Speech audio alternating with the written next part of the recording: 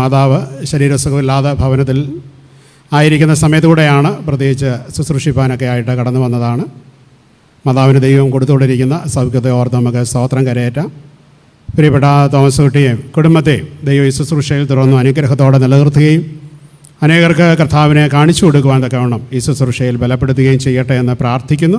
ഇന്ന് നമ്മളോട് തിരുവചനം പങ്കിടുന്നത് പ്രിയപ്പെട്ട തോമസ് കുട്ടിയാണ്. നിങ്ങളുടെ എല്ലാവരുടെയും പേരിൽ സ്വാഗതം ചെയ്യുകയും തിരുവചന ശുശ്രൂഷയ്ക്കായിട്ട്. കല്ലറയുടെ മുമ്പിൽ നിന്നും ഞങ്ങളെ അകറ്റിക്കളയരുതേ.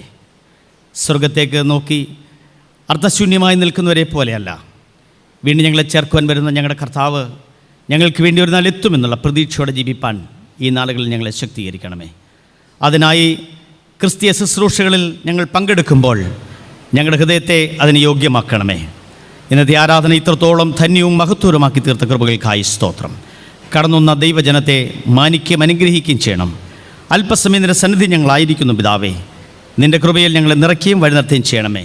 നിൻ്റെ വചനം ഞങ്ങളോട് ഇടപെടൽക്കായി സ്തോത്രം. വീണ്ടും വരുന്ന യേശു തമ്പുരാൻ്റെ ധന്യമുള്ള നാമത്തിൽ അപേക്ഷിക്കുന്നു. കൃപയുണ്ടായി കേൾക്കണം നല്ല പിതാവേ, ആമേൻ. ദൈവനാമത്തിന് മഹത്വം. ആരുടെയും മുഖത്ത് ചിരിയൊന്നുമില്ല, ടെൻഷനായിട്ട് ആരും ഇരിക്കരുത്. ദൈവസന്നിധിയിൽ നമ്മളായിരിക്കും, നമ്മൾ സന്തോഷമുള്ളവരാകണം. എത്രയും സ്നേഹവും ബഹുമാനമുള്ള സോണിയച്ചൻ, ഇന്നത്തെ അനുഗ്രഹീതമായ വിശുദ്ധ കുർബാനയ്ക്ക് നേതൃത്വം നൽകുന്ന പ്രിയപ്പെട്ട സജിയച്ചൻ, കർത്താവിൽ പ്രിയ ദൈവജനമേ, നിങ്ങളെല്ലാവരും വളരെ ആഗ്രഹിച്ചാണ് ഇന്ന് കടന്നു വന്നത്. കാരണം സജിയച്ചൻ്റെ നല്ലൊരു ദൂത് കേൾക്കാം എന്നാണ്. അതിനിടയിലൂടെ ഞാൻ നുഴഞ്ഞു കയറിയതിൽ ക്ഷമിക്കണം. കാരണം ഞാൻ ഇനി 2 ദിവസമേ ഉണ്ടാവുകയുള്ളൂ, ഞാനങ്ങ് പോകും, എപ്പോഴും ഞാൻ വരില്ല. ഇന്നത്തെ ഒരു ദിവസം സന്തോഷത്തോടുകൂടെ നിങ്ങളുടെ ഇവരോടും ഒന്നിച്ച് കൂടുവാൻ ദൈവം ഭാഗ്യം തന്നു. സത്യം പറഞ്ഞാൽ ഇന്ന് ഞാൻ ഇങ്ങോട്ട് വരേണ്ടതല്ല. 1-2 പ്രോഗ്രാമുകൾ അവിടെ ക്യാൻസൽ ചെയ്തിട്ടാണ് പോരുന്നത്. അമ്മച്ചിയുടെ അസുഖം അല്പം കാഠിന്യമായതുകൊണ്ട് സന്തോഷത്തോടുകൂടെ ദൈവസന്നിധിയിൽ വരുവാൻ ദൈവം നമുക്ക് ഭാഗ്യം തന്നു. ദൈവവചനം എന്ന് പറയുന്നത് ഒരു ഭാഗത്തു നിന്ന് ഒരാൾ സംസാരിക്കുകയും ഞങ്ങളെല്ലാവരും കണ്ണും പൂട്ടി കൈയടച്ച് ഭക്തി നിർഭരം കേട്ടു പോവുകയുമല്ല, തുറന്ന മനസ്സോടുകൂടെ ഒന്നിച്ച് ധ്യാനിക്കുന്നതാണ് ദൈവവചനം. അതുകൊണ്ട് തുറന്ന മനസ്സോടുകൂടെ ദൈവവചനം നമുക്ക് ചിന്തിക്കാം. ഇവിടെ ഇത് പ്രഘോഷിക്കുമ്പോൾ നമ്മുടെ ഓരോരുത്തരുടെയും ഹൃദയത്തിൽ ഓരോ ചോദ്യങ്ങളും ഉത്തരങ്ങളും ഉണ്ടാകണം.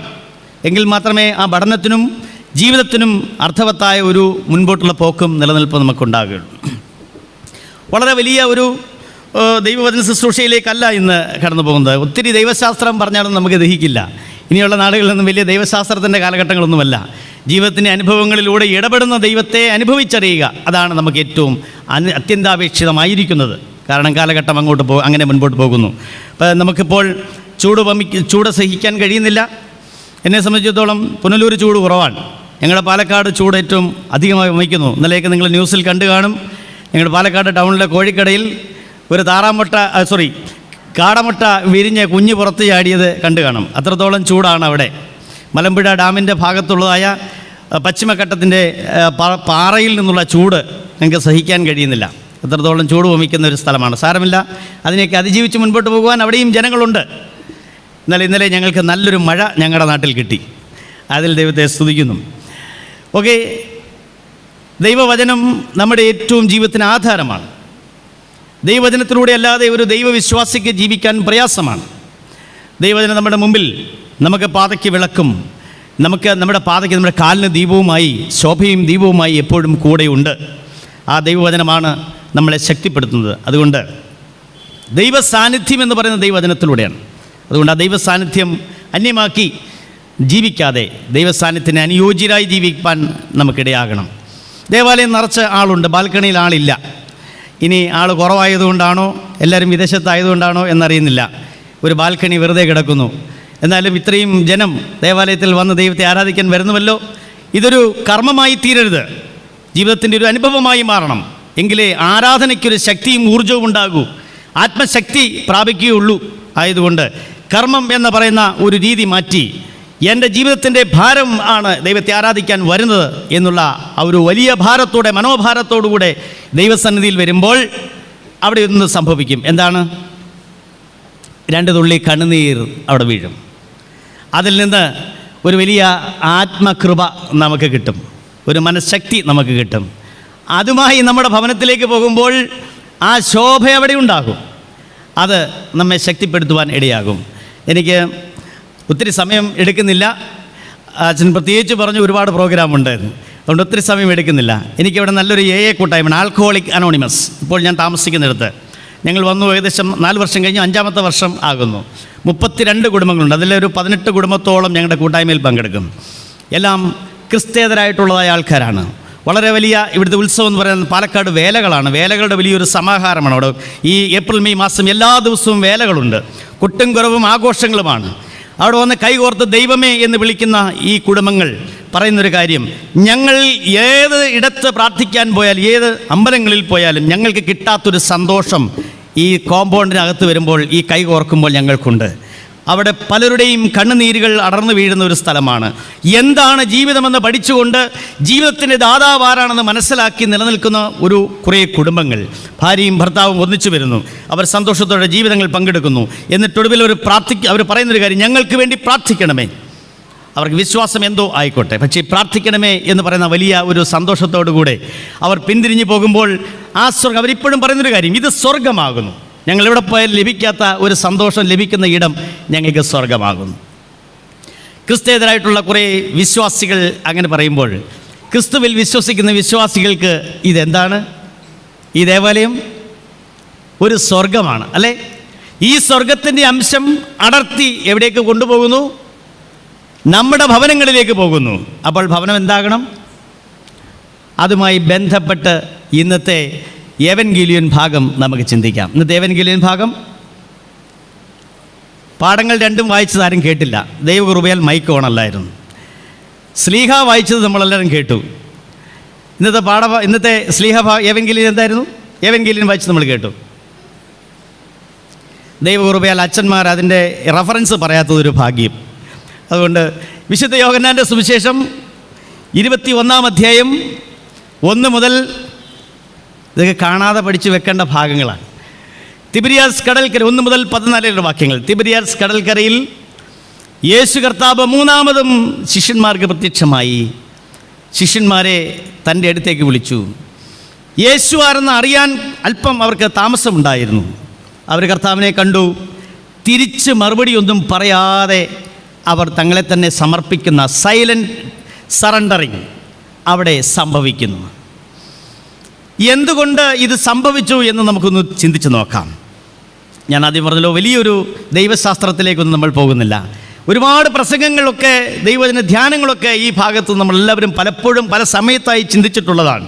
അതുകൊണ്ട് വലിയൊരു ധ്യാന ചിന്തയിലേക്കല്ല, ചെറിയ ചെറിയ കാര്യങ്ങൾ നമുക്ക് മനസ്സിലാക്കാവുന്ന സാഹചര്യത്തിലുള്ള ഒരു ഭാഗം. ഇവിടെ തിബിരിയസ് കടൽക്കരയിൽ യേശു വന്നു. കടലിൻ്റെ കരയിൽ നിന്നു. ശിഷ്യന്മാരെവിടെയായിരുന്നു? എന്തോ? ശിഷ്യന്മാർ കടലിലായിരുന്നു. യേശു വിളിക്കുന്നതിന് മുമ്പ് ശിഷ്യന്മാരെവിടെയായിരുന്നു? യേശു തൻ്റെ ശിഷ്യഗണത്തിലേക്ക് വിളിക്കുന്നതിന് മുമ്പ് ശിഷ്യന്മാരെവിടെയായിരുന്നു? അന്നേരവും അവർ കടലിലായിരുന്നു, അല്ലേ? 3.5 വർഷക്കാലം യേശു തമ്പുരാനോട് കൂടെ എല്ലാ സുഖവും ദുഃഖവും എല്ലാം പങ്കിട്ടു. അധ്വാനിക്കണോ? ഒരധ്വാനവും വേണ്ട. തക്ക സമയത്ത് വലിയ പ്രഭുക്കന്മാർ ഭക്ഷണം കഴിക്കാൻ വിളിക്കും, ആഹാരം കഴിക്കും, പണസഞ്ചിക്ക് സൂക്ഷിക്കുവാൻ ഒരാളുണ്ട്. യാതൊരു അധ്വാനവുമില്ല. കർത്താവ് ചെയ്യുന്നതും കണ്ട്, കർത്താവ് കാണിക്കുന്നതൊക്കെ കണ്ട് വളരെ ആശ്വാസത്തോടു കൂടി അവർ ജീവിച്ചു, അല്ലേ? വിശന്നപ്പോൾ എന്തു ചെയ്തു? മരുഭൂമിയിലും 5 അപ്പം കൊണ്ട് 5000 പേരെ പോഷിപ്പിച്ചു. അങ്ങനെ സമൃദ്ധമായിരിക്കുന്ന ഒരു ജീവിതാനുഭവങ്ങളിലൂടെ 3.5 വർഷക്കാലം അവർ ധന്യമായി മുൻപോട്ട് പോയി. എന്നാൽ 3.5 വർഷം കഴിഞ്ഞപ്പോൾ എന്ത് സംഭവിച്ചു? കർത്താവായ യേശു, അവരുടെ ഗുരു, അതുവരെയും അവരുടെ കരങ്ങൾക്ക് ശക്തി കൊടുത്തതായ ഗുരു, അതുവരെയും അവരെ ധന്യതയോടുകൂടെ നടത്തിക്കൊണ്ടു പോകുന്ന ഗുരു എവിടെ പോയി? ശിഷ്യന്മാരുടെ ഭാഷയിൽ പറഞ്ഞാൽ ഇഹലോകവാസം വെടിഞ്ഞു. പിന്നെ തിരിച്ചു വരുമോ? ഇല്ല. ശിഷ്യന്മാരുടെ ഭാഷയിൽ അവരങ്ങനെ പറഞ്ഞില്ല എങ്കിലും അവരുടെ പ്രവൃത്തിയിലൂടെ അതാ മനസ്സിലാക്കുന്നത്. 7 ശിഷ്യന്മാർ ഒന്നിച്ചുകൂടി.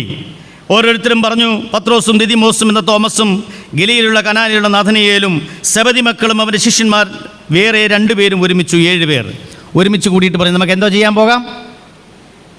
എന്ത് ചെയ്യാൻ പോകാം? മീൻ പിടിക്കാൻ പോകാം. 3.5 വർഷക്കാലം മുമ്പ് നമ്മളെ നടത്തിയത് എന്താണ്? ഈ ഗലീല കടലിലെ ഓരോ മീനുമാണ്. 3.5 വർഷം ഈ ലോകത്തിൽ വന്ന് ഒരു യഹൂദനായി ഒരു നസ്രയത്തിൽ ജനിച്ച് തച്ചൻ്റെ മകനായി ജനിച്ച് 3.5 വർഷക്കാലം കുറേ അത്ഭുതങ്ങളൊക്കെ കാട്ടി നമ്മളെ കൊണ്ടു നടന്നു, നമ്മുടെ ഒരു ഗുരുവായി. പക്ഷേ ഇപ്പോൾ ഗുരു ഇല്ല. ഇന്നിപ്പോൾ സ്വതന്ത്രമായി ഗുരുവിനെ പോലെ ജീവിപ്പാൻ പോലും കഴിയില്ല. അതുകൊണ്ട് നമുക്ക് എന്തിനു പോകാം? പഠിച്ച പണിയാകുന്നു എന്ത്? മീൻപിടുത്തം. യേശു തമ്പുരാൻ അവരെ വിളിച്ചപ്പോൾ എന്തോ പറഞ്ഞേ? ഞാൻ നിങ്ങളെ മനുഷ്യരെ പിടിക്കുന്നവരാക്കും. അതിൻ്റെ അർത്ഥം അവർക്ക് ഗ്രഹിക്കാൻ കഴിയാതെ പോയി. അങ്ങനെയെങ്കിൽ നേടിയെടുത്ത വിശ്വാസ്യത നഷ്ടപ്പെട്ടു. ആ വിശ്വാസ്യതയിൽ നിന്ന് അവർ മാറിപ്പോയി. ഒന്നാമത്തെ ചിന്ത. ഒന്ന് നമ്മുടെ ഉള്ളത്തിലുണ്ടെന്ന് ചോദിക്കുക, എൻ്റെ ദൈവമേ, വർഷങ്ങൾക്ക് മുമ്പ് നേടിയെടുത്ത എൻ്റെ വിശ്വാസത്തിന് എന്തെങ്കിലും കോട്ടം സംഭവിച്ചിട്ടുണ്ടോ? വർഷങ്ങൾക്ക് മുമ്പ് നേടിയെടുത്ത എൻ്റെ വിശ്വാസത്തിന് എന്തെങ്കിലും ശോഷണം സംഭവിച്ചിട്ടുണ്ടോ? 2 മാസം മുൻപ് ഞങ്ങളുടെ അടുത്ത് ഒരു പ്രിയപ്പെട്ട ഒരു പ്രായമുള്ള ഒരു അച്ഛൻ മരിച്ചു. അച്ഛൻ എന്ന് പറഞ്ഞാൽ പള്ളിയിൽ അച്ഛനല്ല, അവിടുത്തെ ഒരു ഹൈന്ദവ സമൂഹത്തിൽ വിഭാഗത്തിൽ അച്ഛൻ മരിച്ചു. അച്ഛൻ മരിച്ചപ്പോൾ ഞങ്ങൾക്ക് അദ്ദേഹത്തെ കാണാൻ പോകണമെന്ന് അതിയായ ആഗ്രഹമുണ്ട്. പക്ഷേ സാഹചര്യങ്ങൾ കൊണ്ട് സമ്മതിക്കുന്നില്ല. കാരണം അദ്ദേഹത്തിൻ്റെ ഭാര്യയും മകളും നമ്മുടെ പള്ളിയിൽ സ്ഥിരം വിശുദ്ധ കുർബാനയ്ക്കും നമ്മുടെ കൂട്ടായ്മയ്ക്കും വരുന്ന ഒരു 2 വ്യക്തികളാണ്. എപ്പോൾ പ്രാർത്ഥനയുണ്ടെങ്കിലും നമ്മളോടൊപ്പം വരും. എപ്പോൾ കൂട്ടായ്മ ഉപവാസ പ്രാർത്ഥനയുണ്ടെങ്കിൽ ഞങ്ങളോടൊപ്പം വന്നിരിക്കും. പ്രാർത്ഥനയിലും വിശ്വാസത്തിലും ശക്തനും ഈ ഭാഗത്തല്ല. അവർ നമ്മുടെ നാട്ടിലെ ഈ കോമരം തുള്ളുന്ന ആ ഒരു വിഭാഗക്കാരാകും. ആയതുകൊണ്ട് തന്നെ അദ്ദേഹത്തിൻ്റെ മരണവിവരം വിളിച്ചറിയിച്ചപ്പോൾ പോകാനും കഴിയുന്നില്ല, പോകാതിരിക്കാനും കഴിയുന്നില്ല. പോയാൽ എന്ത് വേണം? അവിടെ പ്രാർത്ഥിച്ചിട്ടേ അവർ വിടൂ. പോയില്ലെങ്കിൽ അവരുടെ മനോഭാരം, ഞങ്ങൾ വിശ്വാസത്തിൽ നിൽക്കെ ഞങ്ങളുടെ അച്ഛൻ മരിച്ചിട്ട് വീട്ടിലേക്കൊന്നും വന്നില്ലല്ലോ എന്നുള്ളതായ പരിതാപം ഞങ്ങൾ കേൾക്കേണ്ടി വരും. വളരെയധികം ആലോചിച്ചു. പ്രാർത്ഥിക്കാൻ ചെന്നാൽ പ്രാർത്ഥിച്ചാൽ നമുക്കവിടെ രക്ഷയില്ല. കാരണം അങ്ങനെ ഒരു സാഹചര്യമാണ് അവിടെ. ഒരുപാട് ജനങ്ങൾ തിങ്ങി നിൽക്കുന്ന ഒരു കോളനി സിറ്റുവേഷൻ. ഇടവകയിലെ 2-3 പേരെ കൂടെ ഞാൻ വിളിച്ചു. സ്ത്രീ ജനങ്ങളാണ്. എന്നോടൊപ്പം ഒന്ന് വരാമോ?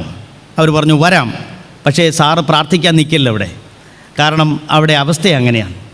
ഞങ്ങളെന്തായാലും വൈകിട്ട് ഒരു 5 മണി കഴിഞ്ഞപ്പോൾ പോയി ആ ഭവനത്തിൽ ചെന്നു. അല്പനേരം ഞങ്ങളെ കണ്ടപ്പോൾ ഓടി വന്ന് കെട്ടിപ്പിടിച്ചു, കരഞ്ഞു. അവരുടെ ദുഃഖങ്ങളെല്ലാം പങ്കിട്ടു. അല്പസമയം അവിടെ നിന്നു. അങ്ങനെ നിന്നപ്പോൾ ആ മരിച്ചു കിടക്കുന്ന ആളുടെ പെങ്ങൾ ഒരു ശക്തിയുള്ള വിശ്വാസ തീഷ്ണതയുള്ളൊരു സ്ത്രീയാണ്. ഏത് ചെകുത്താൻ വന്നാലും പ്രാർത്ഥിച്ചവിടെ നിർത്താൻ ശക്തിയുള്ള സ്ത്രീയാണ്. അവരെൻ്റെ അടുത്ത് ഒന്ന് പറഞ്ഞു, സാറേ, എൻ്റെ സഹോദരൻ എന്തോ ആയിക്കോട്ടെ, ഏത് രീതിയിലും ആയിക്കോട്ടെ, എൻ്റെ സഹോദരൻ്റെ ഡെഡ് ബോഡിയുടെ മുമ്പിൽ നിന്ന് പ്രാർത്ഥിച്ചല്ലാതെ സാറ് പോകാൻ പാടില്ല. നിങ്ങളെല്ലാവരും ഒന്നിച്ച് പ്രാർത്ഥിക്കണം. എന്തും സംഭവിക്കാം, അതല്ല നമ്മുടെ പ്രശ്നം.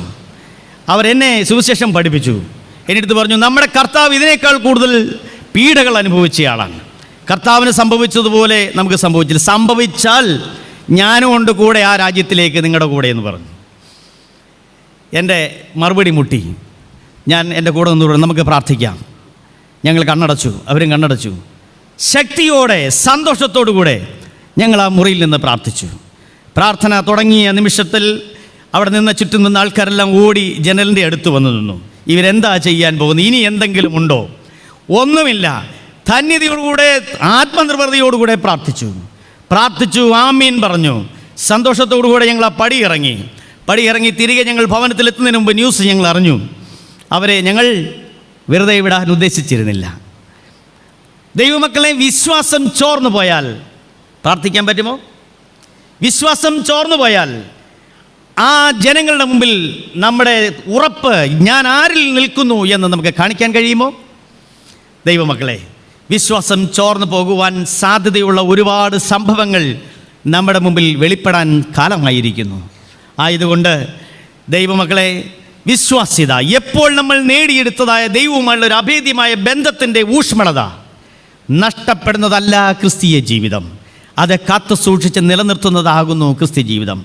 ഏത് പുലിമടയിലേക്കും കർത്താവിൻ്റെ വിശ്വാസത്തിലൂടെ ആത്മശക്തിയോടുകൂടെ അവർക്കൊരു നമ്മുടെ നാട്ടിൽ പറഞ്ഞൊരു മാനത്ത് കണ്ണിയെ പോലും അവർക്ക് കിട്ടിയില്ല. നിരാശരായി. കർത്താവിനതറിയാം, കർത്താവ് അത് മനസ്സിലാക്കി. പക്ഷേ കർത്താവ് അവരെ വിട്ടോ? നിരാശയുടെ മുൻപിൽ എന്നെ തേടി വരുന്നൊരു ദൈവമുണ്ട്.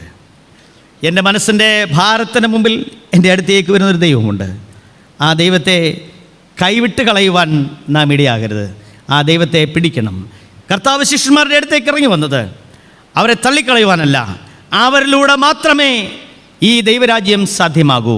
പ്രിയപ്പെട്ട എളമ്പള്ളി യെരൂശലേം ദേവാലയത്തിൽ ഇരിക്കുന്ന ദൈവവിശ്വാസികളെ, ഞാൻ ഉൾപ്പെടെ, എന്നെ തെരഞ്ഞ് ചിലപ്പോൾ കർത്താവ് വരണമെന്നില്ല.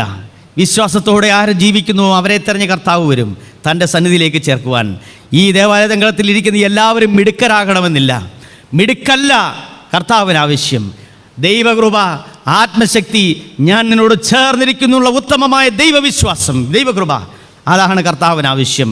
വിശുദ്ധ ദേവാലയത്തിൽ വന്ന് എല്ലാ ആഴ്ചയിലും വന്ന് കുർബാനയിൽ പങ്കെടുത്ത് പോകുന്ന വ്യക്തിയാണ് ഞാൻ എന്ന് പറഞ്ഞിട്ട് അഭിമാനിച്ചിട്ടൊരു കാര്യവുമില്ല. ഞാൻ എൻ്റെ കർത്താവിനോട് എത്രത്തോളം മനസ്സുകൊണ്ട്, ആത്മാവ് കൊണ്ട് എത്രത്തോളം അടുത്തിരിക്കുന്നു എന്നുള്ളതായ ബോധമാണ്, എന്നുള്ള ചിന്തയാണ്